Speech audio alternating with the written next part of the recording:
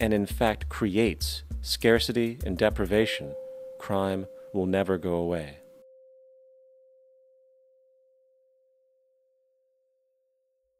If people have access to the necessities of life without servitude, debt, barter, trade, they behave very differently.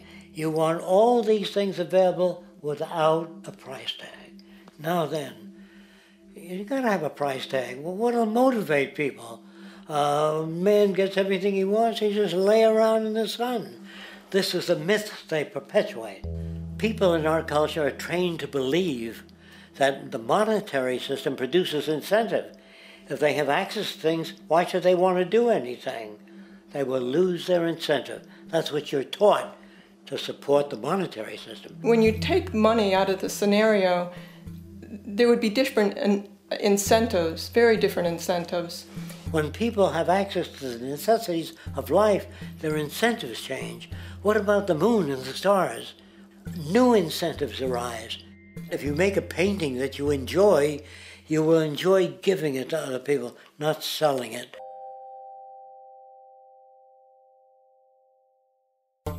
I think most of the education that I've seen today is essentially producing a person for a job. It's very specialized. They're not generalists. People don't know a lot about a lot of different subjects. I don't think you could get people to go to war if they knew a lot about a lot of things. I think education is mostly rote, and they're not taught how to solve problems. They're not given the tools emotionally or within their own field of how to do critical thinking. A resource-based economy, the education would be very different. Our society's major concern is mental development and to motivate each person to their highest potential. Because our philosophy is the smarter people are, the richer the world, because everybody becomes a contributor.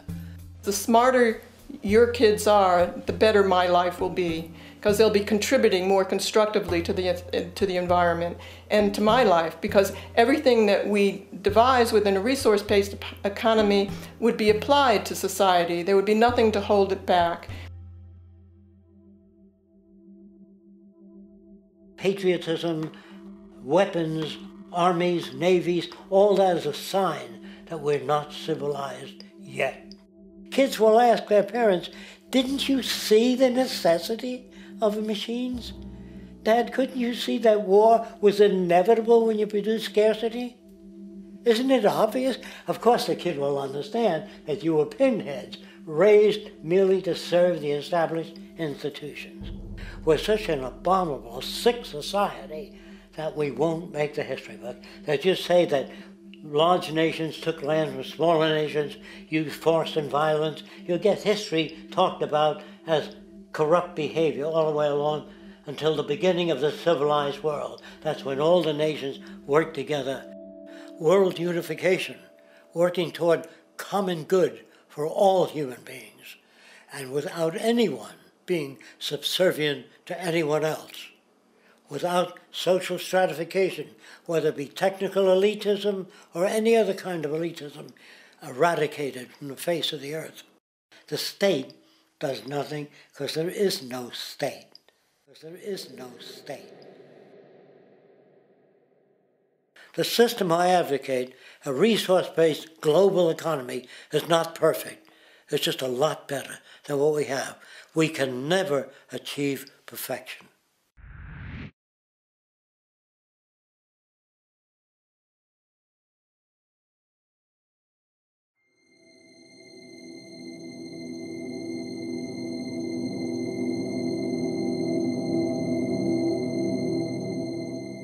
The social values of our society, which has manifested in perpetual warfare, corruption, oppressive laws, social stratification, irrelevant superstitions, environmental destruction, and a despotic, socially indifferent, profit-oriented ruling class, is fundamentally the result of a collective ignorance of two of the most basic insights humans can have about reality: the emergent and symbiotic aspects of natural law. The emergent nature of reality is that all systems, whether it is knowledge, society, technology, philosophy, or any other creation, will, when uninhibited, undergo fluid, perpetual change. What we consider commonplace today, such as modern communication and transportation, would have been unimaginable in ancient times. Likewise, the future will contain technologies, realizations, and social structures that we cannot even fathom in the present. We have gone from alchemy to chemistry, from a geocentric universe to a heliocentric, from believing that demons were the cause of illness to modern medicine. This development shows no sign of ending, and it is this awareness that aligns us and leads us on a continuous path to growth and progress. Static, empirical knowledge does not exist. Rather, it is the insight of the emergence of all systems we must recognize. This means we must be open to new information at all times, even if it threatens our current belief system and hence identities. Sadly, society today has failed to recognize this, and the established institutions continue to paralyze growth by preserving outdated social structures.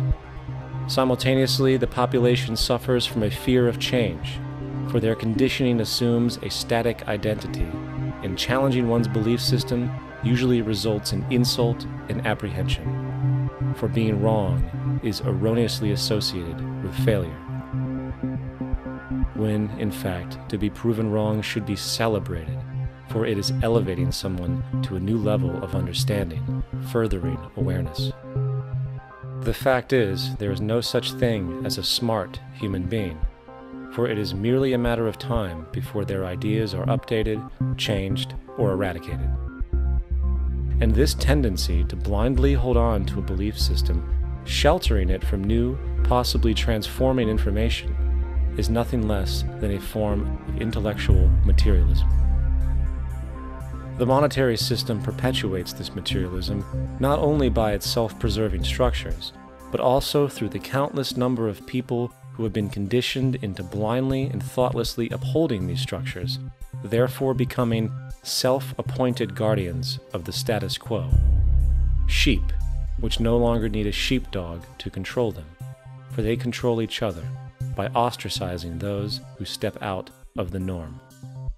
This tendency to resist change and uphold existing institutions for the sake of identity, comfort, power, and profit is completely unsustainable and will only produce further imbalance, fragmentation, distortion, and invariably, destruction. It's time to change. From hunters and gatherers to the agricultural revolution to the industrial revolution, the pattern is clear.